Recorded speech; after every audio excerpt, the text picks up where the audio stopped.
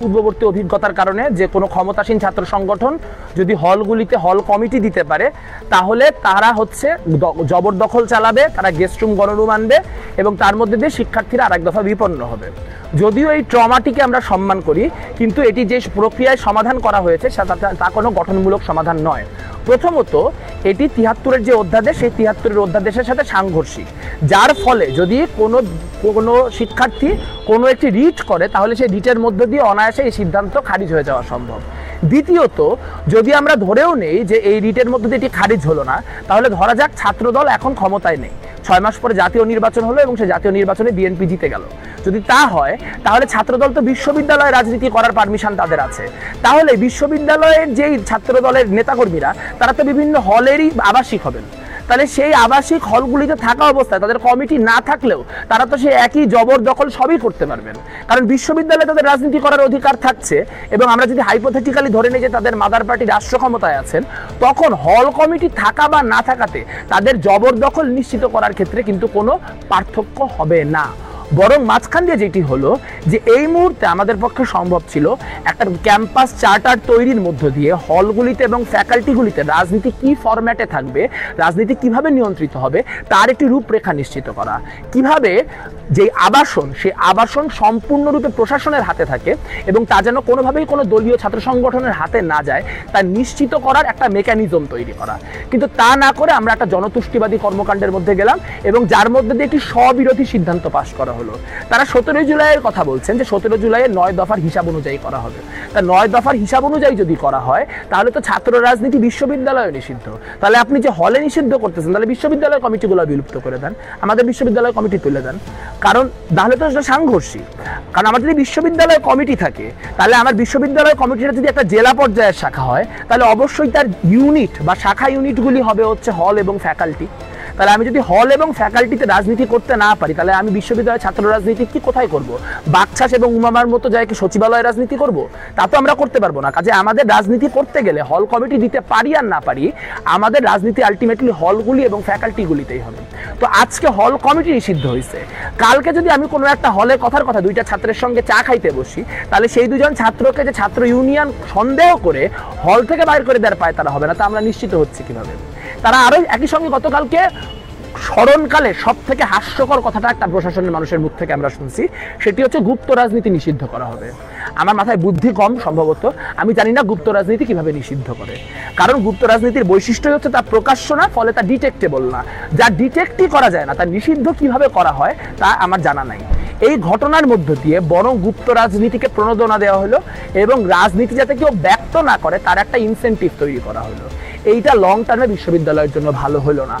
রাজনীতি প্রকাশ্য রাখার পরও আপনার কিছু কমন কনসেনসাস তৈরি করার মধ্য দিয়ে এবং সেগুলোকে কিছু বাইন্ডিংয়ের মধ্যে এনে সিটের যে অ্যালোকেশন সেই অ্যালোকেশন নিশ্চিত করা যায়। মূল মুশকিলটা তো এটাই যে আমাদের যথেষ্ট পরিমাণ সিট নাই। যদি যথেষ্ট পরিমাণ সিট থাকতো তাহলে সিটের জন্য কাউকে রাজনীতি করতে হতো না, তাই তো বিষয়টা। তাহলে আপনি সিটের সংখ্যা বাড়ানোর দাবি না করে কেন রাজনীতি নিষিদ্ধের দাবি করতেছেন? ধরেন কথার কথা রোকেয়া হলে আপনার কথার কথা ধরেন যে ২০০০ সিট আছে বা ৫০০০ সিট আছে, শিক্ষার্থী আছে তার থেকে ৫০০০ বেশি, যার ফলে প্রথম বর্ষে যখন শিক্ষার্থীরা আসে তখন সেই শিক্ষার্থীরা অনেক ক্ষেত্রে হলে ওঠার জন্য আপনার যেই ক্ষমতাসীন রাজনৈতিক দল তার উপর নির্ভরশীল থাকে।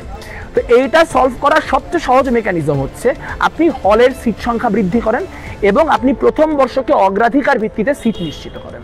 কিন্তু তা না করে আমরা যে রাজনীতি করলাম গত ২৪ ঘন্টায়, রাজনীতি বিমুখতার যে রাজনীতি করা হলো, যেটি বাকছাস, উমামা ফাতেমা বিভিন্ন রাজনৈতিক ক্যারেক্টার করলো, সেটা খুবই হাস্যকর হলো।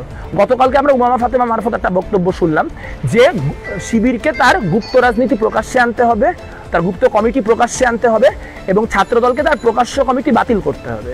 এখন ছাত্রদল তার প্রকাশ্য কমিটি বাতিল করতেছে, এটা দেখার পর শিবিরের ইনসেন্টিভটা কি যে তার গুপ্ত রাজনীতি সে ব্যক্ত করবে? এই স্ববিরোধী কথাগুলির মানে কি? নিষিদ্ধ রাজনীতি, আপনার গুপ্ত রাজনীতি নিষিদ্ধ করে কোন প্রক্রিয়া? এগুলো কোনো প্রক্রিয়া নাই। যারা দাবি করতেছেন এবং যারা দাবি মানতেছেন তারা কেউই জানেন না তারা কি চান এবং তারা কোন সমস্যার সমাধান করতেছে। পুরাটা একটা রঙ্গমঞ্চে পরিণত হয়েছে এবং যেহেতু সামনে ডাকসু, যদি এই কথাগুলি কেউ বলে তাহলে তার ভোট কমে যাইতে পারে, এরকম সব হাস্যকর ক্যালকুলেশনে বিশ্ববিদ্যালয়টা চলতেছে এবং আমরা গোটা দেশের কাছে একটা হাসির খোরাক, হাসির পাত্র। ষড়যন্ত্র কে করছে কি করছে এগুলো আমার কাছে প্রমাণ নাই। আমি এরকম আন্দাজে পপুলিস্ট কথাবার্তা বলতে পারবো না যে ষড়যন্ত্র করছে ও ষড়যন্ত্র করছে, আর প্রমাণ আমার কাছে নাই, তা নিয়ে আমি কেন কথা বলবো। দ্বিতীয়ত হচ্ছে যে ছাত্র, এখানেই মুশকিলটা, যে যেই ছাত্র অভ্যুত্থানের মধ্য দিয়ে একটা সরকারের পতন ঘটলো, এত বড় একটা স্বৈরাচারী সরকারের, সেটাই 9 দফার আবার 7ম দফা হচ্ছে ছাত্র রাজনীতি নিষিদ্ধ করতে হবে। তার মানে একটু বুঝে দেখেন যে আপনি সমন্বয়কদের লিস্ট দেখেন, দেখবেন সমন্বয়কদের লিস্টে ছাত্র দল নাই, বামপন্থীও নাই, সমন্বয়কদের লিস্টে আছে বাকছাস আর শিবির। শিবির কেন আছে? কারণ তখন শিবির গুপ্ত ছিল, ফলে আপনার যেই প্রথমে বলা হচ্ছিল সমন্বয়কদের মধ্যে অরাজনৈতিক লোক চাই, সেই ফিল্টার অনুযায়ী শিবির আটকায় নাই এবং একই সঙ্গে বাকছাসও আটকায় নাই, কারণ বাকছাস যেটা তখন তো বাকছাস না, তখন ছিল গণতান্ত্রিক ছাত্রশক্তি, গণতান্ত্রিক ছাত্রশক্তিও আটকায় না, কারণ গণতান্ত্রিক ছাত্রশক্তি যেটা রাজনৈতিক ফোর্স, এটা অধিকাংশ শিক্ষার্থী জানতো না। তার মানে দেখেন ওই আন্দোলনও কিন্তু আসলে দলীয় যে রাজনীতি যারা করে, এখন আমরা মাস্টার মাইন্ড অমুক তমুক হিসেবে কাদেরকে বলতেছি, নাহিদ থেকে শুরু করে সাদিক কায়েম থেকে শুরু করে আপনার যাদের যাদের কথা বলেন, এরা সবাই সংগঠিত ছাত্র রাজনীতি করতো, উমা ফাতেমা থেকে শুরু করে সবাই সংগঠন করেছে। কাজে সাংগঠনিক নেতৃত্বের মধ্য দিয়েই এই অভ্যুত্থান হয়েছে। কিন্তু যখন অভ্যুত্থান হয়েছে তখন এটাকে আড়াল করে বলা হয়েছে যে না, এটা অরাজনৈতিকরা করতেছে। বাস্তবতা হচ্ছে অরাজনৈতিক বলে কিছু নাই। আপনি যদি আসলে অরাজনৈতিক শিক্ষার্থী হন, তাহলে হলে কমিটি হইলো কি না হইলো এটা নিয়ে আপনার কোনো হেডেকই নেই। গতকালকে যেই ধরলাম যে 700 কত আমি জানি না গতকালকে মিছিল কত জনের হয়েছিল, ধরলাম 600 700 800 যাই হোক না কেন নাম্বারটা, সেই যেই শিক্ষার্থী ঢাকা বিশ্ববিদ্যালয়ের হলগুলোতে 10,000-এর উপর শিক্ষার্থী থাকে, তারা যে 600 700 800 মানুষ নামছে, বাকি 9,000 নামে নাই কেন? তারা কি সাধারণ শিক্ষার্থী না? তারা নামে নাই কারণ তাদের কিছু যায় আসে না কারণ তারা অ্যাকচুয়ালি সাধারণ। বাকি গতকালকে যারা পুরো জিনিসটা লিড করলো, আমরা দেখতে পাচ্ছি এটা ছাত্র সংগঠন বাকছাস, আমরা দেখতে পাচ্ছি ছাত্র ফেডারেশনের সাবেক নেত্রী উমা ফাতেমা, যারও হয়তো ভবিষ্যতে রাজনৈতিক পরিকল্পনা আছে। অর্থাৎ রাজনৈতিক লোকজন দাঁড়ায় কিছু ভোটের আশায়, কিছু পপুলিজম করার আশায় মানুষজনকে বলতেছে যে হলে রাজনীতি করা যাবে না। হলে রাজনীতি না হলে রাজনীতি কই হবে? এর কোনো রূপরেখা আছে কারো কাছে? নাই, না প্রশাসনের কাছে আছে, না এদের কাছে আছে। কাজে যা হচ্ছে এটা খুবই অযৌক্তিক এবং এটা আসলে সমর্থন করার বিন্দুমাত্র সুযোগ নেই। মানে আমি একবার বলেছি, তাও বলি যে গুপ্ত রাজনীতি নিষিদ্ধ করা সম্ভব না, কারণ গুপ্ত রাজনীতি ডিটেক্ট করা সম্ভব না। কাজে আপনার এই সিদ্ধান্তের বলি প্রাথমিকভাবে প্রকাশ্য রাজনীতি হবে এবং প্রকাশ্য রাজনীতি যারা করে তাদেরকে গুপ্ত রাজনীতি করার জন্য আরো প্রণোদনা দেওয়া হবে। গুপ্ত রাজনীতি নিষিদ্ধ করা সম্ভব না। গুপ্ত রাজনীতি উনারা কত গোয়েন্দা আছে ওনাদের কাছে আমি জানি না, কিন্তু মানে শত শত গোয়েন্দা নিয়োগ না করে গুপ্ত রাজনীতি বন্ধ করা সম্ভব না। আর আরো একটা গুরুত্বপূর্ণ জিনিস হচ্ছে যে এই সিদ্ধান্ত বাস্তবায়ন কিভাবে করা হবে তারও কিন্তু কোনো রূপরেখা তারা দেয়। তারা বলছে হলগুলো আলাদা আলাদাভাবে ডিল করবে। তাহলে যদি কালকে 2টা হলে কোনো সংকট না থাকে, সেখানে যদি ছাত্রদল ফাংশন করতে পারে, আর এক হলে ফাংশন করতে না পারে, ধরা যাক জগন্নাথ হল থেকে কালকে মিছিল আসে নাই, তার মানে জগন্নাথ হলে ছাত্রদলের যে কমিটি সেটা বহাল তবিয়ত থাকবে, কিন্তু মহসিন হল থেকে মিছিল আসছে, কাজে মহসিন হলে থাকবে না। এখন এই অ্যাসিমেট্রিক ডিসিশনের হিসাব কে করবে? এবং তার চেয়েও বড় কথা যে রাজনীতি করা তো অধিকারেরও প্রশ্ন। 73-এর অধ্যাদেশ আমাকে সেই অধিকার দেয়। আপনার যেমন রাজনীতি না করার অধিকার আছে, আমার একইভাবে রাজনীতি করার অধিকার আছে। বিশ্ববিদ্যালয়কে নিশ্চিত করতে হবে যে যেই ছেলেটা কোনো দলের মিছিলে যাইতে না চায় না, তাকে যেন সিটের কথা বলে মানে মিছিলে যাইতে বাধ্য করা না হয়, আর যেই ছেলেটা মিছিলে যাইতে চায় তাকে যেন সিটের ভয় দেখিয়ে বা আপনার রাস্ট্রিকেশনের ভয় দেখিয়ে সেই মিছিলে যাওয়া থেকে প্রতিহত না করা হয়। রাজনীতি করার অধিকার এবং না করার অধিকার দুইটাই বিশ্ববিদ্যালয়কে নিশ্চিত করতে হবে। না না, এটা হাস্যকর, মানে উনারা নিজেরাও জানেন না উনারা কি বলতেছেন। উনাদেরকে যদি এই 3টা-4টা কোয়েশ্চেন করা, উনারা উত্তর দিতে পারবেন না। উনারা তো 600-700 লোক মিলে পাকড়াও করছে, কি করবে মানে পালায় বাঁচা লাগবে একটা কথা বলে চলে গেছেন, এবং উনারা এটাই করেন বারবার। উনারা কোনো একটা কঠিন সিচুয়েশনে পড়েন, তাদেরকে যারা জড়ো করে দাঁড়ায় তারা যেটা বলে সেই কথা শুনে ওনারা বলেন হ্যাঁ হ্যাঁ এটাই করবো, তারপর আর করেন না। তো আমরা এটা আগেও দেখছি যে হচ্ছে হল থেকে মিছিল আসছে যে টিএসসিতে গান বন্ধ, টিএসসিতে কোনো মাইক চলবে না 6টা না 7টার পরে, যে হ্যাঁ এটাই করবো। তারপরে যখন টিএসসি সংগঠনগুলো মিলে উল্টা চাপ দিচ্ছে তখন বলছে না না এটা করবো না। তা কালকে যখন ছাত্র সংগঠনগুলি যে চাপ দিবে যে কাজ আপনারা কেন করলেন, উনি নিশ্চয়ই ফ্লিপ করবেন, একটা মধ্যবর্তী অবস্থায় আসবেন। কিন্তু এই যে ফাট করে কথা বলে ফেলা, এই যে মানে কি বলবো একরকম সংঘবদ্ধ রোষানল থেকে বাঁচার জন্য একটা কথা বলে পার পায়ে যাওয়ার চেষ্টা, এইটা বিশ্ববিদ্যালয় প্রশাসন সুলভ না। একটা বিশ্ববিদ্যালয় যদি এরকম আচরণ করতে থাকে তাহলে আসলে তাদের আন্ডারে ডাকসু কতটুকু সুষ্ঠু হবে আমরা তো সেটাও বুঝতে পারি। আমরা তো ভিসি প্রক্টরের উপর অনেক আগে থেকে আস্থা রাখতে পারতেছি না। আমরা তো এই প্রক্টর ভিসির আমলে বিশ্ববিদ্যালয়ে 2টা খুন হয়েছে, সাম্য হত্যা হয়েছে, তার আগে তোফাজ্জল হত্যা হয়েছে, তারা একটারও কোনো বিহিত করতে পারে নাই।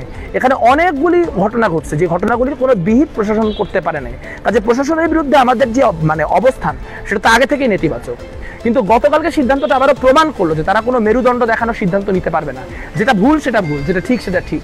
৭৩-এর অধ্যাদেশের বিরুদ্ধে যায় আপনি একটা সিদ্ধান্ত নিলে সেটা টিকবে না, একটা রিচ করলেই সেটা খারিজ হয়ে যাবে। কিন্তু ওই মুহূর্তে বাঁচার জন্য, ওই মুহূর্তে নিজেকে রক্ষা করার জন্য এরকম সিদ্ধান্ত যে প্রশাসনকে বারবার নিতে হচ্ছে, এটা বিশ্ববিদ্যালয়ের জন্য একটা অশনি সংকেত। ধন্যবাদ। হ্যাঁ, এটাকে আমি হিসাবেই নেই না যে আমি প্রত্যাখ্যান করবো। এটাকে বিশ্ববিদ্যালয় প্রশাসন আমাকে জানাবে, তারপর আমি বুঝবো যে এটা বিশ্ববিদ্যালয় প্রশাসন এখনো ছাত্র সংগঠনের সাথে যোগাযোগই করেনি। বিশ্ববিদ্যালয় প্রশাসনের তো অবশ্যই দুর্বলতার বিষয় রয়েছে। ছাত্র শিবিরের পারমিট নাকি ক্যান্সেল করা হয়েছিল ওই প্রোগ্রামে, তারপরে তারা 2 দিন প্রোগ্রাম করেছে। কোনো একটা রাত 10টার প্রোগ্রাম 11টা হলে আমরা টেনশনে থাকতে থাকি যে এখনই বোধহয় প্রক্টর লোক পাঠাবে, প্রোগ্রাম বন্ধ করতে বলবে। তাদের নাকি পারমিট ক্যান্সেল হয়ে গেছে, তারপরে তারা 2 দিন প্রোগ্রাম করে ফেলছে। কাজে সেটা তো আসেই, সেটা তো বোঝাই যাচ্ছে। এবং তারা সুযোগ পাইলে গুপ্ত রাজনীতিকে প্রণোদনা দেওয়ার তাদের যে রাজনীতি, সেটাও তো দেখা যাচ্ছে। কিন্তু মুশকিলটা হচ্ছে যে বিশ্ববিদ্যালয়ের সাধারণ শিক্ষার্থীদের মধ্যে আসলেও গেস্ট রুম, গণরুম, র্যাক কালচার এগুলি নিয়ে এক ধরনের ভীতি আছে, এবং সেই ভীতিটাকে একটা রাজনৈতিক মহল কাজে লাগাচ্ছে। কেউ কাজে লাগাচ্ছে নিজেদের দীর্ঘমেয়াদী রাজনীতির প্রকল্পে, আর কেউ কাজে লাগাচ্ছে ডাকসুতে একটা বাড়তি ভোট পাইতে। কিন্তু তার মধ্যে দিয়ে বিশ্ববিদ্যালয় যে গ্যাড়াকলে পড়ছে, বিশ্ববিদ্যালয় যেই একটা কি বলবো চোরাবালিতে তলায় যাচ্ছে, সেটা তারা কেউ বুঝতে পারছে না। এই মুহূর্তে আলোচনাটা হওয়া উচিত হলে এবং ফ্যাকাল্টিতে ছাত্র রাজনীতি কি ফর্মে থাকবে, নট দ্যাট ছাত্র রাজনীতি থাকবে কিনা। কারণ আপনি যদি ঘোষণাও দেন ছাত্র রাজনীতি থাকবে না, অবশ্যই প্রত্যেকটা সংগঠনই হলের ভিত্তি করে তাদের কোনো না কোনো কার্যক্রম করবে। আমি জানি না সাধারণ শিক্ষার্থী কারা, কারণ আমি গতকালকে দেখছি বাকছাসের নেতারা আপনার এবং উমামা ফাতেমা, সাবেক ছাত্র ফেডারেশনের নেত্রী, তারা সবাই সামনে দাঁড়ায় আছেন। এখন তারা যদি সাধারণ শিক্ষার্থী হন, আমি কেন অসাধারণ আমি জানি না। এবং এইটা তো বাকছাস এবং উমামা ফাতেমার কথা বলতে পারলাম কারণ তারা প্রকাশ্য। ওইখানে শিবিরের কত লোক আছে আমরা জানিও না। এরকম দেখলাম ছাত্র দলের ছেলেরা ফেসবুকে একটা করে পোস্ট দিতেছে যে শিবিরের প্রোগ্রামে গেছে সাধারণ শিক্ষার্থী। এখানে আপনার শিবির বিরুদ্ধে কোনো কথা বললে তাকে গালাগালি করতেছে, এই মিছিলে আসছে সাধারণ শিক্ষার্থী।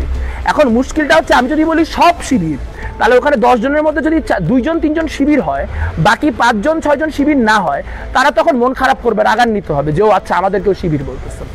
সবাই ওখানে শিবির না, সবাই ওখানে বাকছাস না, সবাই ওখানে উমামা ফাতেমা না, কিন্তু তাদের একটা লেজিটিমেট কনসার্নকে কাজে লাগায় এরা একটা জঘন্য রাজনীতি করলো, যার খেসারত বা কাফফারা এই বিশ্ববিদ্যালয়কে অনেক